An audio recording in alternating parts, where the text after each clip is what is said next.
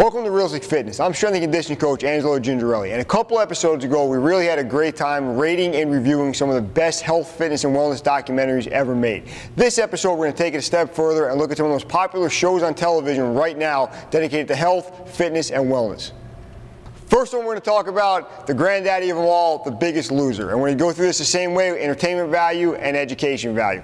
Entertainment value, I'm going to give it a 4. It's pretty entertaining, pretty high-end drama like most reality shows are. I think it's a little gratuitous, the stuff they show these people doing. They kind of come at it like, what's better than watching a 200-pound guy run on a treadmill? How about a 400-pound guy on a treadmill? I don't think that's always fair to the contestants.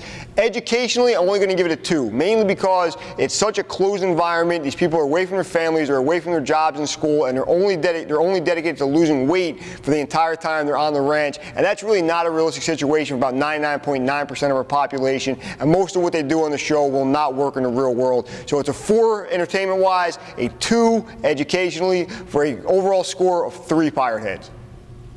Next show we're going to take a look at is called Too Fat for 15. It's on TV right now, and it's about morbidly obese teenagers. Entertainment-wise, I'm only going to give it a 1. Most of the people on the show are pretty sad cases, and it's really not entertaining to watch young people struggle that much with their weight and the social stigma attached with being that heavy. Educationally, I'm going to give it a 3. A lot of these people are very far gone. They're well over 500 pounds, and they don't relate to a lot of the viewers out there, but there is some good information on the show about bariatric surgery, how that works, and that process, so I'm going to give it a 3 educationally, a 1 entertainment-wise, and overall 2 Fat for 15 gets 2 pirate heads. Now we're going to take a look at the only cooking-specific show to be featured on this episode of Realistic Fitness, and that's Healthy Appetite with Ellie Krieger. Educationally, I'm going to give it a 4. She's a board-certified nutritionist. She makes a lot of good recipes. The one problem with those recipes are they a lot of times require a lot of expensive ingredients and a lot of different kinds of ingredients that most people don't have in their house all the time, but the ideas are good and they should give you some ideas to improve your cooking habits. Entertainment-wise, I'm going to give it a 3, right in the middle of the line. I feel like you're either a cooking show person or not a cooking show person, and you either like it or not based on how you feel about cooking shows in general. Personality-wise, she's pretty good. She's not as good as an Emerald or a Rachel Ray, but then again, who is? But she's also not as bad as someone like a Paula Deen, who is actually eating herself into type 2 diabetes. So overall, it's a pretty good show. You'll get some good ideas from it. You should definitely check it out.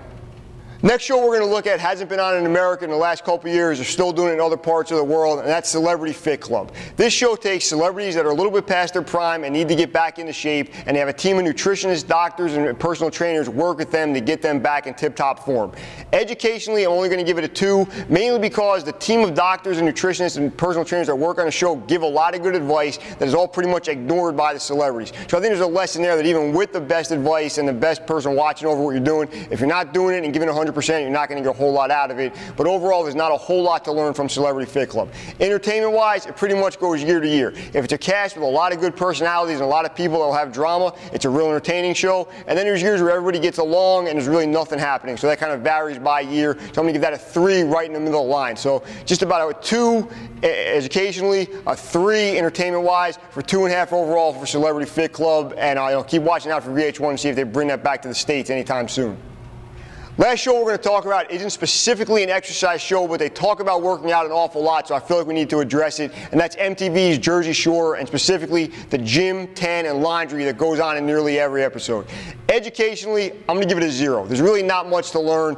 Everybody's huge and looks great, but they never explain how that happens. They'll occasionally show them messing around in the gym, but with no explanation of what they're doing or how they got so big and buff, and there's not a whole lot to learn except for basically how not to live your life, because most of these characters conduct themselves in a way you really shouldn't conduct yourself. Entertainment-wise, I'm going to give it a 5+. It is entertaining, it's fun to watch, and it's trailed off the last couple of years. I personally feel like the last season is almost like sitting in a theater watching Lord of the Rings. You're just watching it and you're like, how is this not over yet? Why is this still on in front of me? But it started off real strong. It's still pretty entertaining compared to the rest of the reality shows out there. So on Jersey Shore, educationally, a 0, entertainment-wise, a 5. Overall, 2.5 pirate heads for Jersey Shore. That's going to wrap it up for this episode of Realistic Fitness. As always, I'm strength and conditioning coach Angelo Gingerelli, and look out for a new episode real soon.